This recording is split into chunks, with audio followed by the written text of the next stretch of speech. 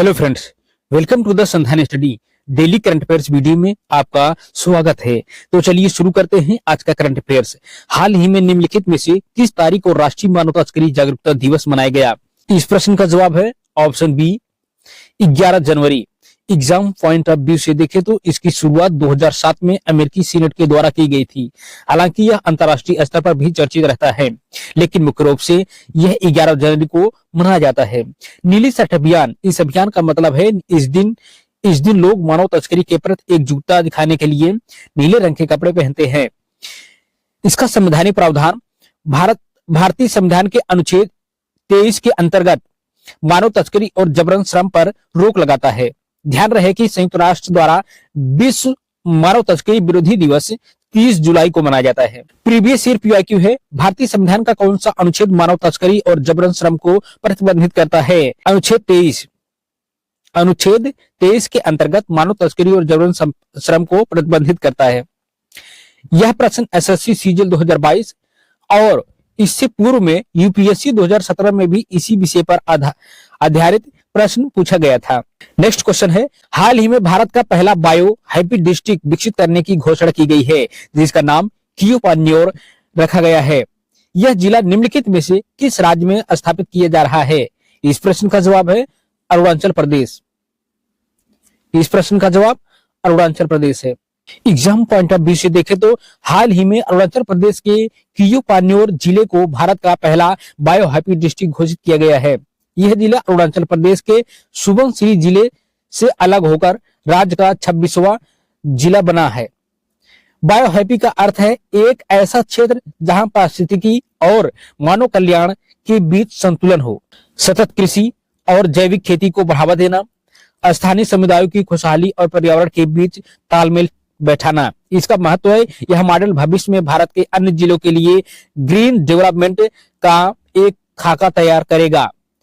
इस प्रश्न से संबंधित प्रीवियस ईयर पीआईक्यू है, भारत का पहला कार्बन न्यूट्रल पंचायत कौन सा बना? यह प्रश्न SSC CGL 2017, UPSC CSC 2018, UPPSC 2016 में भी पूछा गया था। संभावित प्रश्न जो 25-26 की परीक्षाओं के लिए पूछे जा सकते हैं। कियोपान्योर को जो हाल ही में खबरों में रहा, किस राज्य का नया जिला है बनाया गया है, या भारत का पहला बायो हैप्पी जिला कौन सा है? यह संभावित प्रश्न है, आने वाली परीक्षाओं में पूछा जा सकता है। नेक्स्ट क्वेश्चन है, हाल ही में भारतीय क्रिकेटर विराट कोहली ने क्रिकेट इतिहास में सर्वाधिक रन बनाने वाले खिलाड़ियों की सूची में एक नया स्थान प्राप्त किया है। कुल रन के आधार पर वह निम्नलिखित में से किस स्थान पर पहुंच गए हैं? इस प्रश्न का जवाब है ऑप्शन ए, दूसरे स्थान पर। तो एग्जाम पॉइंट ऑफ व्यू से देखें तो 11 जनवरी 2026 को न्यूजीलैंड के खिलाफ वडोदरा गुजरात में खेले गए पहले वनडे मैच के दौरान कोहली ने कुमार संगकारा 28,016 रन को पीछे छोड़ दिया। नया रिकॉर्ड बना करके उन्होंने अंतर्राष्ट्रीय स्तर पर 28,000 रन का आंकड़ा पार करने वाले दुनिया के तीसरे और भारत के दूसरे बल्लेबाज बन गए हैं। सबसे तेज कोहली ने केवल 624 पारियों में यह मुकाम हासिल किया, जो एक विश्व रिकॉर्ड है। उन्होंने सचिन तेंदुलकर 644 पारी का रिकॉर्ड तोड़ा। वर्तमान स्थिति में अब उनसे आगे केवल सचिन तेंदुलकर 34,357 रन बना करके आगे हैं। इस प्रश्न से संबंधित प्रीवियस ईयर क्वेश्चन है, अंतरराष्ट्रीय क्रिकेट में 100 शतक बनाने वाले एकमात्र खिलाड़ी कौन है? सचिन तेंदुलकर। विराट कोहली 80+ शतकों के साथ दूसरे स्थान पर बने हुए हैं। यह प्रश्न एसएससी सीएचएसएल 2022, आरआरबी 2018 में भी पूछा गया था। वनडे क्रिकेट ओडीआई में सबसे ज्यादा शतक लगाने का रिकॉर्ड किसके नाम है? यह भी विराट कोहली 50+ शतक। उन्होंने 2023 वर्ल्ड कप में सचिन का रिकॉर्ड तोड़ा था। सचिन तेंदुलकर ने अपना 100वां अंतरराष्ट्रीय शतक किस देश के खिलाफ लगाया था? यह बांग्लादेश के खिलाफ लगाया था। यह प्रश्न एमपीपीसीएस 2015, एसएससी सीजीएल 2016 में भी पूछा गया था। नेक्स्ट क्वेश्चन है, हाल ही में आयोजित 5वीं tri services veterans day parade का आयोजन निम्नलिखित में से किस शहर में किया गया? इस प्रश्न का जवाब है option D, Mumbai. Exam point of view से देखें तो इसमें थल सेना नौसेना और वायुसेना के 500 से अधिक पूर्व सैनिकों ने भाग लिया। इसमें 90 वर्ष से अधिक उम्र के वेटरन्स और वीरता पुरस्कार विजेता भी शामिल थे। इस परेड का संचालन navy foundation Mumbai chapter NFMC द्वारा पश्चिमी नौसेना कमान के सहयोग से किया गया। मुख्य अतिथि इसके रहे हैं पश्चिमी नौसेना कमान के flag officer commanding in chief vice admiral Krishna Swaminathan ने परेड की सलामी ली। सशस्त्र सेना पूर्व सैनिक दिवस के रूप में 14 जनवरी को मनाया गया क्योंकि इसलिए मनाया जाता है। इसी दिन 14 जनवरी 1953 भारतीय सेना के पहले commander in chief field marshal KM Cariappa सेवानिवृत्त हुए थे। इसकी शुरुआत पहली बार 2017 में मनाया गया था। वर्ष 2026 में 10वां सशस्त्र सेना पूर्व सैनिक दिवस मनाया जा रहा है। प्रीवियस ईयर PYQ है, सशस्त्र सेना पूर्व सैनिक दिवस प्रतिवर्ष कब मनाया जाता है? इस प्रश्न को SSC GD 2022, RRB group D 2021 में भी पूछा गया था। स्वतंत्र भारत के पहले भारतीय कमांडर इन चीफ कौन थे? फील्ड मार्शल KM करियप्पा इसका उत्तर होगा, क्योंकि यह प्रश्न UPSC CDS 2019, SSC CGL 2018 में पूछा गया था। नेक्स्ट क्वेश्चन है, हाल ही में वर्ष 2025 के लिए संयुक्त राष्ट्र महासचिव UN सेक्रेटरी जनरल द्वारा प्रदान किया जाने वाला प्रतिष्ठित पुरस्कार एक भारतीय को दिया गया है। निम्नलिखित में से वह भारतीय कौन है जिसने यह सम्मान प्राप्त किया? इस प्रश्न का जवाब है option C, Swati Shanta Kumar. Exam point of view से देखें तो वर्ष 2025 के लिए संयुक्त राष्ट्र महासचिव द्वारा प्रदान किए जाने वाला यह प्रतिष्ठित सम्मान एक भारतीय महिला सैन्य अधिकारी को दिया गया है। जनवरी 2026 में संयुक्त राष्ट्र महासचिव एंटोनियो गुटेरेस ने भारतीय सेना की मेजर स्वाति शांता कुमार को जेंडर श्रेणी में संयुक्त राष्ट्र महासचिव पुरस्कार 2025 से सम्मानित किया गया। इसका मुख्य बिंदु है, वर्तमान में दक्षिण सूडान में संयुक्त राष्ट्र मिशन UNMISS में तैनात हैं। उन्हें उनके प्रोजेक्ट इक्वल पार्टनर्स लास्टिंग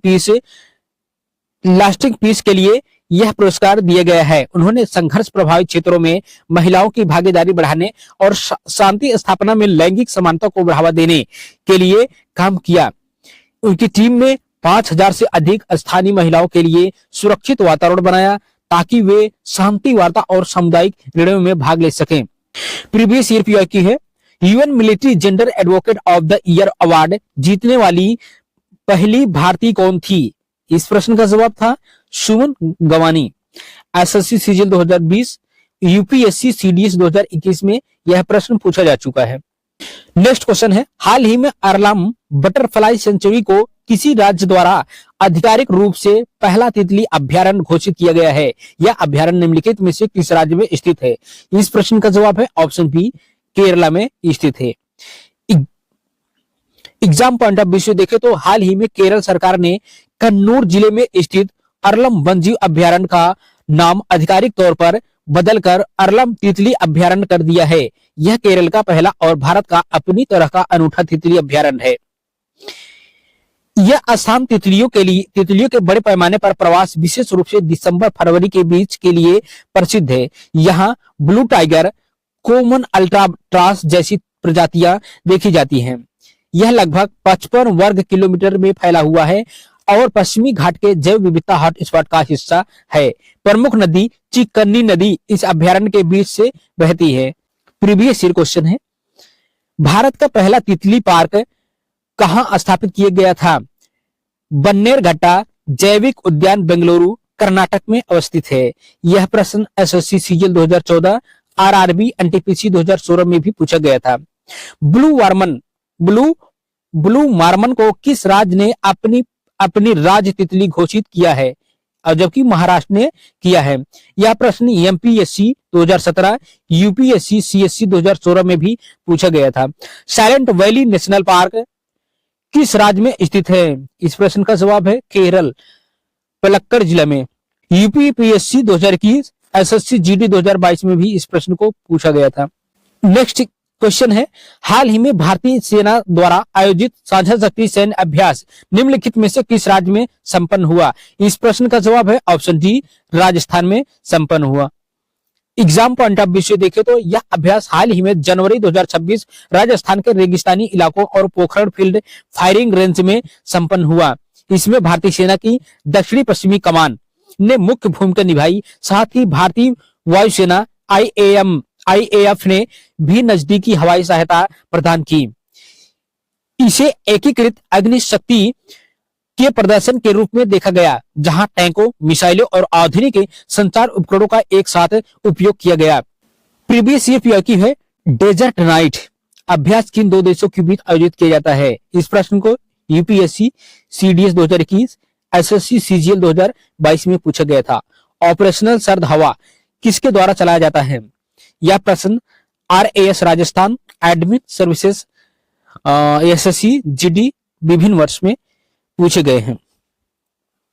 भारतीय सेना की दक्षिणी पश्चिमी कमान का मुख्यालय कहां स्थित है? इस प्रश्न को आर्मी अग्निवीर NDA में भी पूछा गया है। नेक्स्ट क्वेश्चन है, हाल ही में 73 वर्ष की आयु में निधन हो गया। दानवीर सिंह गर्च किस खेल से संबंधित थे? इस प्रश्न का जवाब है option D, hockey. Exam point of view से देखें तो दविंदर सिंह गर्चा भारत के एक प्रसिद्ध हॉकी खिलाड़ी और पूर्व ओलंपियन थे। वह 1970 के दशक के दौरान भारतीय पुरुष हॉकी टीम के एक प्रमुख खिलाड़ी थे। अंतर्राष्ट्रीय करियर, उन्होंने कई अंतर्राष्ट्रीय टूर्नामेंट में भारत का प्रतिनिधित्व किया। उनकी सबसे बड़ी पहचान उनके समय के सर्वश्रेष्ठ फॉरवर्ड मिडफील्डर के रूप में थे। नेक्स्ट क्वेश्चन है, हाल ही में आयोजित दुनिया के सबसे बड़े AI आर्टिफिशियल इंटेलिजेंस फिल्म पुरस्कार में निम्नलिखित में से किसने यह प्रतिष्ठित पुरस्कार जीता है? इस प्रश्न का जवाब है Zubair Jalasi. Exam point of view से देखें तो जुबैर जलासी ट्यूनीसियाई फिल्म निर्माता जुबैर जलासी ने जनवरी 2026 में दुबई में आयोजित 1 बिलियन फॉलोअर्स समिट के दौरान दुनिया का सबसे बड़ा AI फिल्म पुरस्कार जीता। उन्हें उनकी लघु फिल्म लिली के लिए यह सम्मान मिला है। प्रीवियस ईयर पीआईक्यू है, मिस AI 2024 का खिताब किसने जीता? तो किंजल अली ने जीता है, जो कि मोरक्को की है। भारत का पहला AI फिल्म फेस्टिवल 2025 कहां आयोजित किया गया था? यह गोवा IFFI के साथ किया गया था।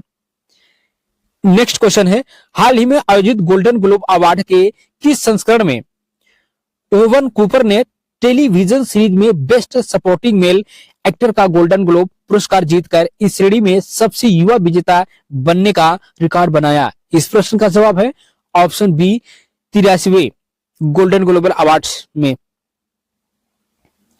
83वें ग्लोबल गोल्डन अवार्ड में उन्होंने यह रिकॉर्ड बनाया है। एग्जाम पॉइंट ऑफ व्यू से देखें तो 83वां संस्करण वर्ष 2026 में 83वें गोल्ड ग्लोब अवार्ड्स का आयोजन किया गया, जिसमें 16 वर्षीय ब्रिटिश अभिनेता ओवेन कूपर ने इतिहास रच दिया। ओवेन कूपर टेलीविजन श्रेणी टीवी में गोल्डन ग्लोब जीतने वाले सबसे युवा विजेता बन गए हैं, मात्र 16 वर्षीय आयु में। उन्हें नेटफ्लिक्स की प्रसिद्ध लिमिटेड सीरीज एडोलेंसेस में उनके किरदार जेमी मिलर के लिए यह पुरस्कार दिया गया है। नेक्स्ट क्वेश्चन है, हाल ही में रेवाती मोहिते डेरे को निम्न में से किस उच्च न्यायालय की पहली महिला मुख्य न्यायाधीश नियुक्त किया गया है? इस प्रश्न का जवाब है ऑप्शन ए, मेघालय उच्च न्यायालय की। एग्जाम पॉइंट ऑफ व्यू से देखें तो मेघालय उच्च न्यायालय की न्यायमूर्ति रेवती मोहित डेरे ने 10 जनवरी 2026 को मेघालय उच्च न्यायालय की मुख्य न्यायाधीश के रूप में शपथ ली। वह इस उच्च न्यायालय की पहली महिला मुख्य न्यायाधीश बनी। उन्हें मेघालय के राज्यपाल चंद्रशेखर H विजय शंकर ने शिलांग के लोक भवन में शपथ दिलाई। इनका पूर्व काल मुख्य न्यायाधीश बनने से पहले वह बॉम्बे उच्च न्यायालय में न्यायाधीश के रूप में कार्यरत थी। 2013 से पहले उन्होंने न्यायमूर्ति सौमेन सेन का स्थान लिया है, जिनका स्थानांतरण केरल उच्च न्यायालय में कर दिया गया है। प्रीवियस ईयर पीआईक्यू है, भारत के किसी उच्च न्यायालय की पहली महिला मुख्य न्यायाधीश कौन थी? लीला सेठ हिमाचल प्रदेश उच्च न्यायालय 1991 के पहली महिला मुख्य न्यायाधीश थी। और यह प्रश्न UPSC, SSC, CGL, state PCS में भी पूछे जा चुके हैं। बॉम्बे उच्च न्यायालय की पहली महिला मुख्य न्यायाधीश कौन थी? Sujata V Manohar 1994। MPPCS, SSC में भी पूछा गया है। उच्च न्यायालय के मुख्य न्यायाधीश की नियुक्ति कौन करता है? राष्ट्रपति अनुच्छेद 217 के तहत करता है। नेक्स्ट क्वेश्चन है, स्कार्प नामक भारत का पहला पैरों वाले मोबाइल मैनिपुलेटर कहां लॉन्च किया गया है? इस प्रश्न का जवाब है ऑप्शन डी आईआईटी मद्रास ने। एग्जाम पॉइंट ऑफ व्यू से देखें तो विकसित करने वाले इसे बेंगलुरु स्थित स्टार्टअप सोलोना रोबोटिक्स ने आईआईटी मद्रास के सहयोग से विकसित किया है। यह एक क्वाड्रप्ट रोबोट है, यानी इसके 4 पैर हैं। इसमें एक रोबोटिक्स आर्म मैनिपुलेटर भी लगा हुआ है जो वस्तुओं को उठाने और पकड़ने का काम करता है। तो डेली करंट अफेयर्स वीडियो में बस इतना ही। मिलते हैं नेक्स्ट वीडियो में, तब तक चैनल को सब्सक्राइब, लाइक, शेयर जरूर करें। धन्यवाद।